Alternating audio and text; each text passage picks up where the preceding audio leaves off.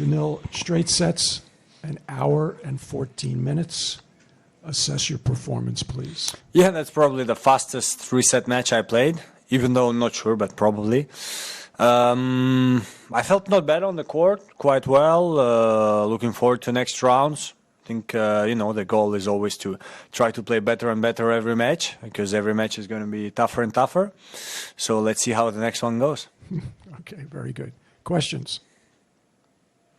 Hi, David King, Tennis.com. When things are going as well as they were for the first 2.5 sets, how difficult is it to stay focused and stay the course, avoid any kind of complications? Yeah, I think it's fine. At one moment when I thought I had the total control of the match, I tried to maybe kind of work some shots even, and I felt like I was playing better and better throughout the match. I was hitting stronger and more confident in my shots, so that was great. In general, felt great. So focus was there. Hopefully it's going to be there for next matches also. Andrew. Hey, Daniil, Andrew with ATP. You have Chris O'Connell next to you. Played a couple of times this year. You had a very tough match against him. Just what are your memories of that match and what makes him a difficult opponent? Yeah, in Doha was a very tough match. I think we played only twice, and one of them, if I'm not wrong, one of them here. In 2020, I remember playing well because I was not that confident in my game at the time. I mean, it was first tournament after 6 months break and stuff like this. And in Doha, that was when I was in full confidence. I mean, amazing run and stuff like this. And he was really close to beating me. So it was a great match from him. It was a very tough one. He served particularly well, served and volleyed a lot, but this doesn't bother me that much unless the serve is good, but his serve was pretty good. And I saw today that they made a lot of aces, both of them, so that's his strengths. Need to be ready to return well and at the same time be very strong on my serve, because like this you put pressure on his serve. Brian. Brian Mahoney, Associated Press. Since it didn't happen today, I hope I can ask you a for fun question about what happens when you are fighting yourself out there. Sometimes it looks like on TV almost you miss a shot, and some other players much more often, like you're yelling at your team afterward. Why do tennis players do that? It doesn't happen in basketball or soccer where you miss a shot and you're yelling at someone else. I don't know. I don't really have an explanation. I'm trying to think. I would generally think that tennis drives people crazy. When I say people, tennis players drive themselves crazy. In my opinion, mostly because there are days, even let's say practice, it's the same in the matches, but practice days where you come on the court, you warm up a little bit and you're like, wow, I'm feeling great, the forehand is going where I want, the backhand is there. I can even do like a drop shot or maybe a slice from time to time. Everything feels well.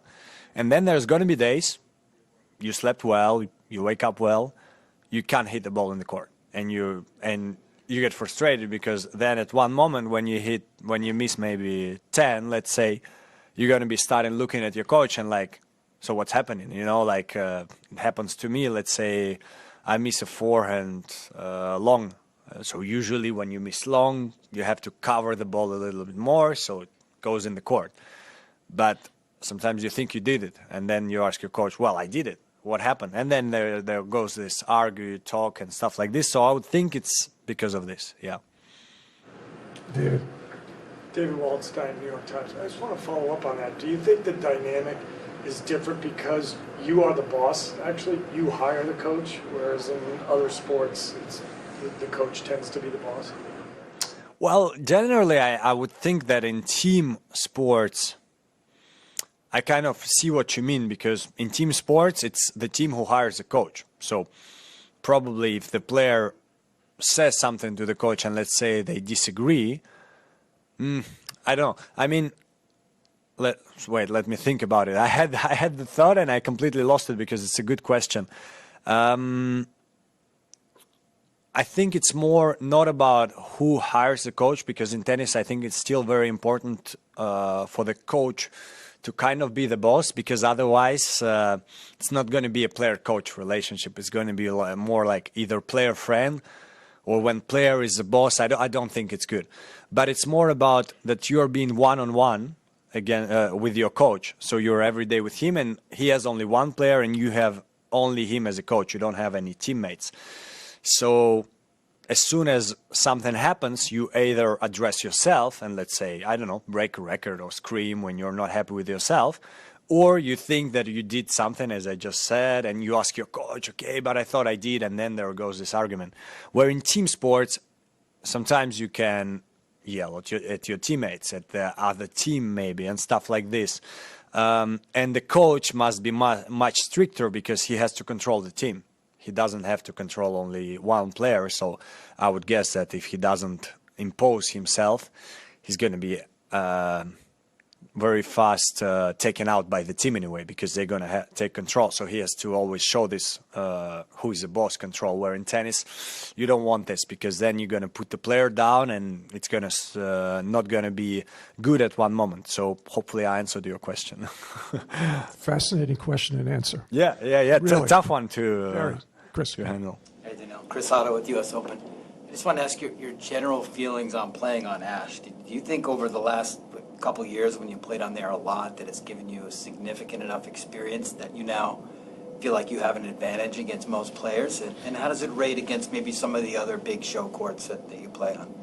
Well, first of all, I hope so. I won a lot of matches on Ashe. I don't think I've lost actually a lot. A lot of great matches, and I remember last year against Nick, I mean, playing someone like Nick in New York, I don't think there's going to be much players on tour where the crowd is going to be like 50-50 or something like this, and that's how I felt. The crowd was going for both of us, depending on the moment of the match. There was amazing feeling, and I feel like, honestly, every time I go on Ashe right now, I feel like the crowd is there for me. I honestly feel like New York loves me, and that's very rare that I say something like this about the city. So it's a great feeling, and I really always love coming back, always excited to play there. And what was the second kind of part of it? Maybe like how does it compare to other courts? Yeah. Do you like enjoy the space and the bigness of it? Yeah, I enjoy everything about it. I think, in general, it's just a great arena, first of all. It's the biggest in tennis, I guess, so that already makes it special. I would honestly say there are a lot of great courts, but especially night session is different to day session. I mean, night session, there is something, everyone says it, there is something special in US Open, but even day session is pretty fun too. So, in general, I might put it to number one, but I don't want to also disrespect other great arenas, so let's put it somewhere at the top. Okay, all the way in the back. Alexander Žigić, Radio TV. Well, Daniil, what do you see as the biggest challenge for you this year to reaching the final of the tournament, and who would you look forward to playing in the final, Alcaraz, Djokovic, or somebody else? Well, Alcaraz, I can't play him in the final, not possible, so maybe semis.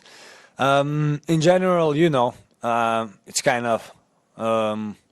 I know that I'm not someone who doesn't look at the draw, so I know what Alcaraz is in the semis part of the draw, Rublev is quarters, but you have to take it match by match. You have to enjoy the moment, try to get there. Of course, we know that the biggest, let's say, players right now are Carlos and Novak, but well, they have to win their matches also to meet me if I'm there, and same works for me. So. The most important right now is to try to win my matches step by step, and then see how they go. But of course, Carlos and Novak are biggest names right now, biggest favorites. But they have to win their matches also to be there. Okay, in the back. Hi, Daniil. Just on the subject of